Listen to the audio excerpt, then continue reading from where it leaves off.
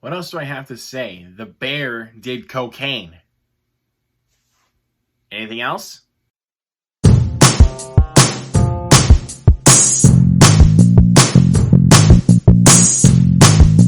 What is going on, my fellow movie lovers, and welcome back to the Luke Ponto channel, here to bring you guys another brand new movie review. If you guys are new here today, welcome. Hit that subscribe button down below and that notification bell right next to it. Hit that thumbs up and share this video. You guys know what to do. But today, you guys, here we are. It's finally time to talk about Cocaine Bear.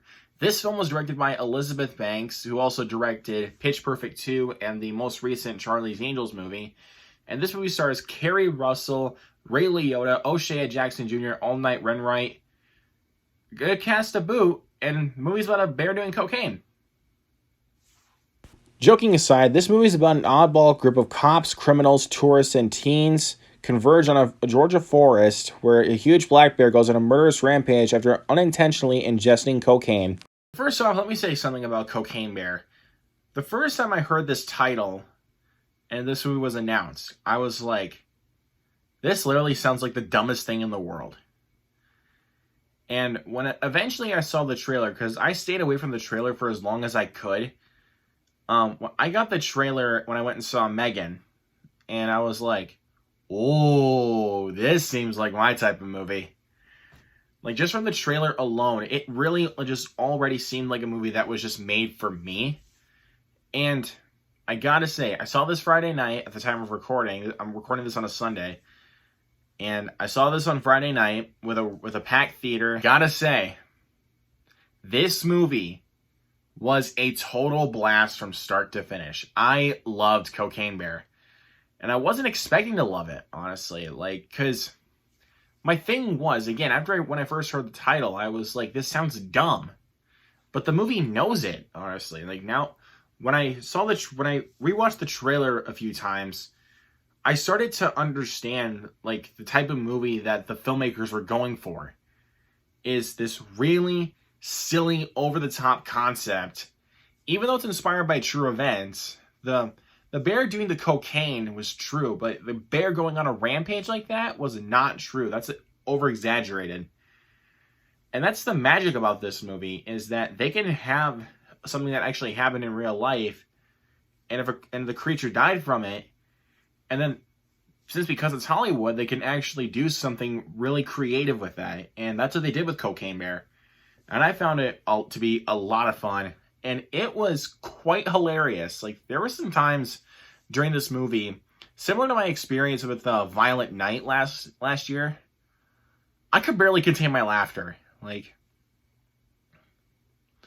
there were just some moments in this movie that just had me laughing on the floor. Like, and I was just laughing out loud. It was just so freaking funny. And a lot of that has to go with how clever the script is. I mean, when you look at this movie and the concept, it's pretty basic. Like a bear going on a rampage. Like, that's pretty basic. But, like, the thing is about this movie that the writers know what kind of movie they're wanting to do. A movie that is so ridiculous and so over the top to a certain degree where it's like you can actually sit back, relax in the theater, and actually have a good time with it.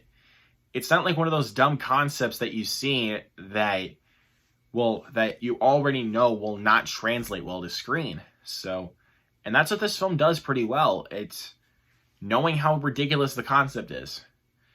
And let's talk about these performances here, starting off with Keri Russell, who I think is a very underrated actress. She plays as a mother of this daughter that somehow goes missing during the movie. No spoilers about why, but it's a very interesting character arc, and she's really good in this movie.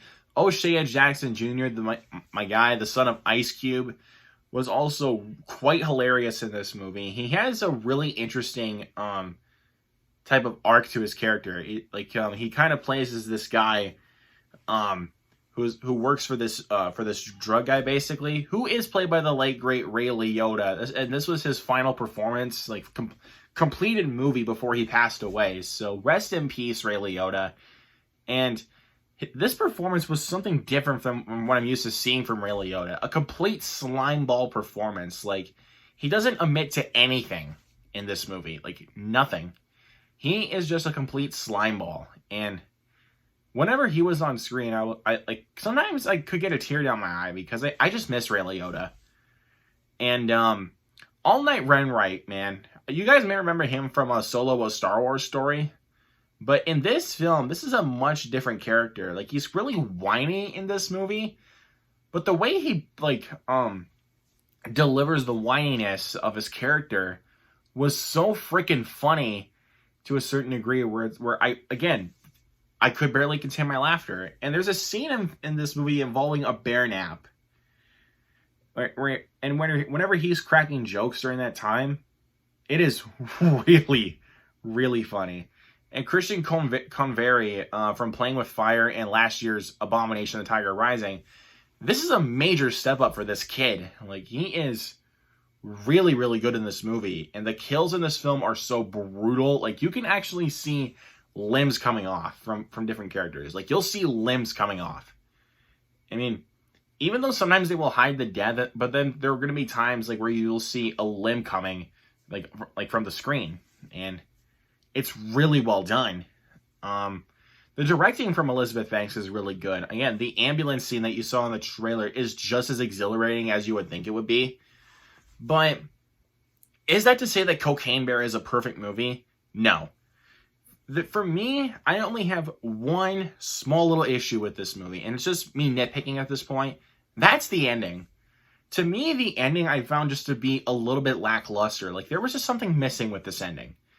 And a lot of people will complain that there's too many plot lines going on, but with the way that the writers were able to space it out to kind of give us the perfect amount of that in certain ways, like, it's kind of like Deadpool in some ways, where, like, because there's like two parts of that movie. Like, one is the action revenge side, and the other is the romance side, and they completely space it out in a lot of ways. It's not like the love story the first half, and then the second half is the revenge story.